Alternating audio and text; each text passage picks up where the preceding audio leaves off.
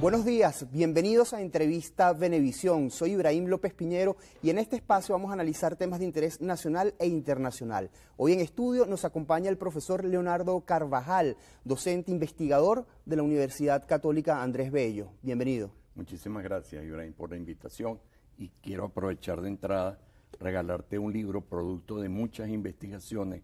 Aquí hay 13 trabajos de educadores venezolanos coordinados por el padre Luis Ugalde. Educación para transformar el país. Muchísimas gracias, profesor. Bueno, aprovechando este regalo, este obsequio que me hace, Educación para transformar el país, le hago la siguiente pregunta. ¿Venezuela necesita una reforma educativa? Sí, en muchísimos campos. Uno de ellos que poco conoce, digamos, los ciudadanos, es la necesidad de simplificar el currículum. El currículum es el contenido que se enseña. Tuve una reunión hace poco con el ministro Héctor Rodríguez, que me invitó, con los formadores, con las escuelas de educación, los pedagógicos, y él insistía en que era exagerado tratar de enseñar 150 objetivos en apenas 3 lapsos, 3 trimestres, cada uno con 8 semanas.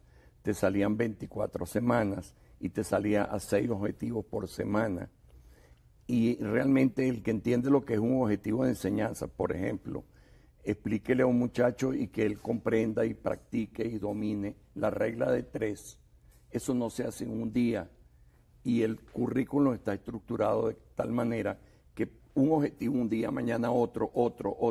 Eso está explicando la enorme falta de calidad en ciertos conocimientos y habilidades intelectuales que están exhibiendo, digamos, las nuevas generaciones, comparado con las antiguas. En las antiguas no había tanta cosa que enseñar. Cuando empezó a enredarse la cosa en los años 60, alguien, digamos, de ideología muy distinta al ministro, un liberal, don Arturo Uslar Pietri, acuñó una frase muy certera que yo quiero resucitar. La frase es: nuestras enseñanzas, nuestra escuela necesita una cura de simplicidad. Está demasiado recargada, es un árbol frondoso y necesita concentrarse en pocas cosas, enseñar a leer, a contar, las tablas de multiplicar, las reglas de 3, leer, escribir y la patria y la historia y valores éticos. Eso es lo que debe enseñar la primaria, que se le ha recargado inútilmente en los años 70, en los años 90 y también en el siglo XXI. A esta situación se suma otra propia del contexto nacional, que es el horario mosaico. Los muchachos en los planteles públicos no ven clases todos los días a la semana.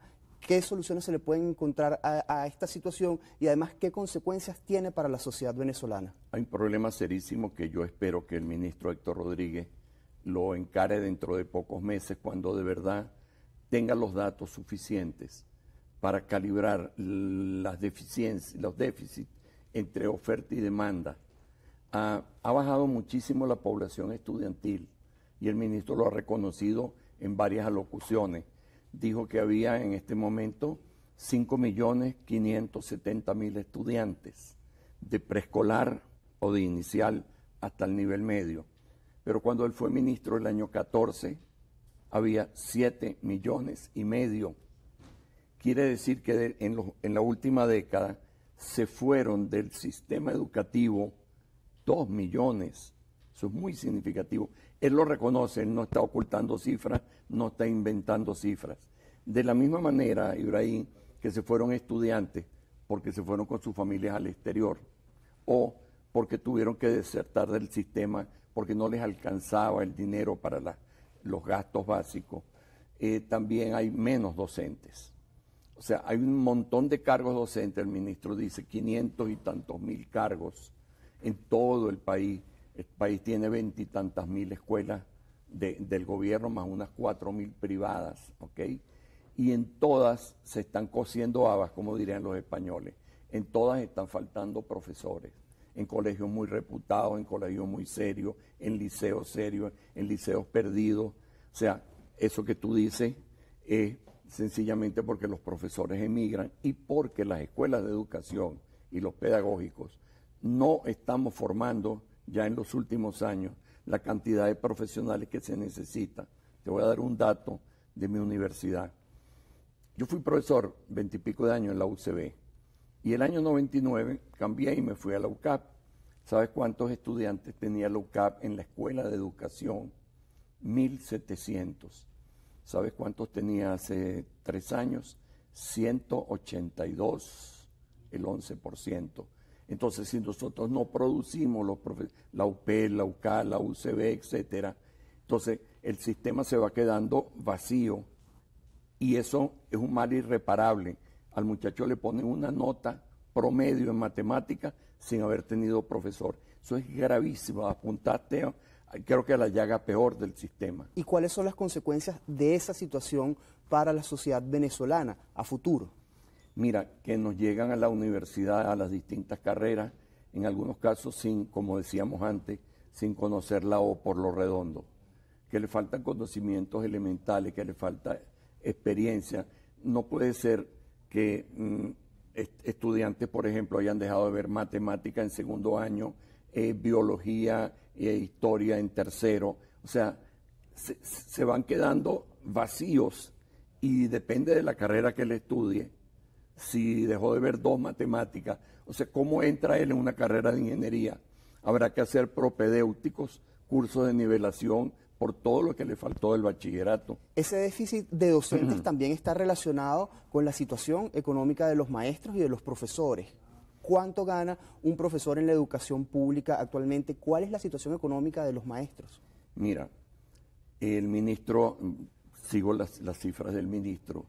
El ministro dice que un docente de primaria, de media, los que están bajo su ministerio, está recibiendo entre 30 a 40 dólares de sueldo y de bonos 100, 100 y pico, de manera que sería entre 140 y 160, señaló él.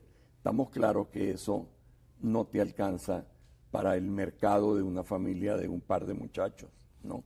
Entonces, esa razón es la que explica o el éxodo total o que el maestro o el profesor concentre su tiempo y diga, pues yo voy 2 días, pero no puedo ir más. Tengo que buscar otro oficio, digamos que me proporcione un dinero complementario superior al de la enseñanza.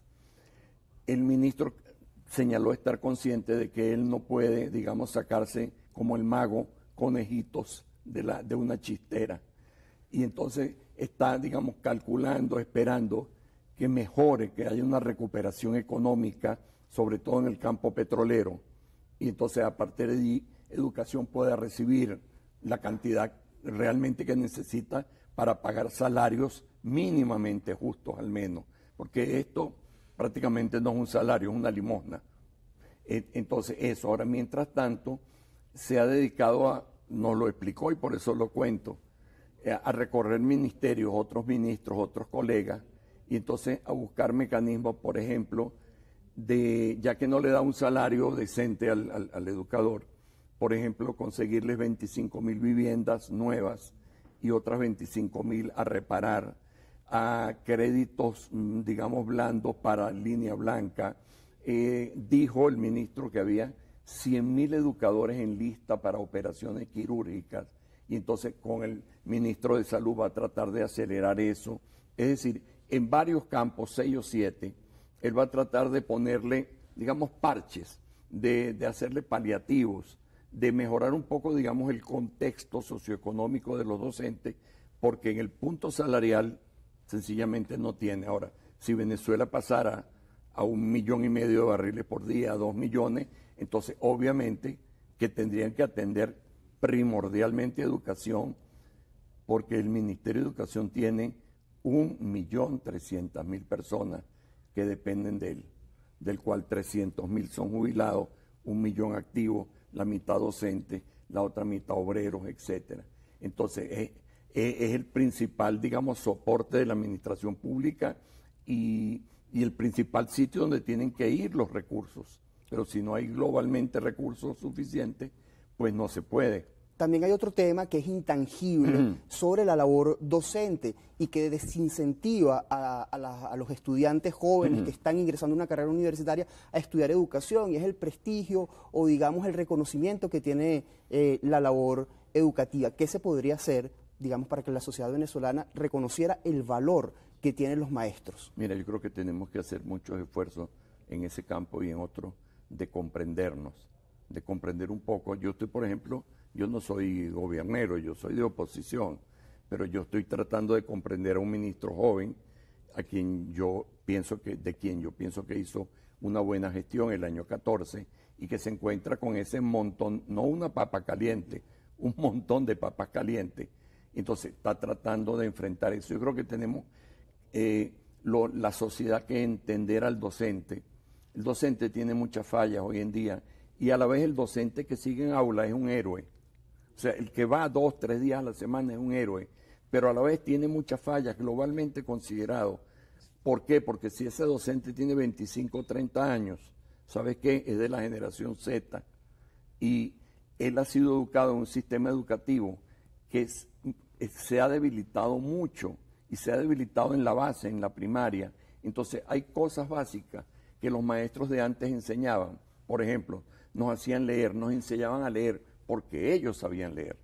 Nos enseñaban regla de 3 porque ellos la sabían. Pero ahora no están enseñando ni siquiera, te voy a poner un ejemplo, los números romanos. O sea, todo niño que salía de sexto grado sabía los números romanos. Hace un mes, un estudiante de psicología de la Universidad Católica Andrés Bello llegó con una hoja a un profesor y le dijo: profesor, ¿usted me puede decir qué significan estas dos X que están detrás de la palabra siglo? O sea, como un muchacho con 20 años en la universidad no le enseñaron los números romanos, o sea, no sabe que eso es XX, 10 y 10, 20. Es terrible los vacíos que tienen esta nueva generación. Lamentándolo mucho, se nos acabó el tiempo. Muchas gracias por habernos acompañado. Gracias a ti por la invitación. El profesor Leonardo Carvajal, investigador de la Universidad Católica Andrés Bello. Al regreso del corte comercial vamos a continuar conversando sobre educación con Eric Ondarroa, secretario general nacional de la Alianza del Lápiz. No se aparte de su pantalla, ya venimos.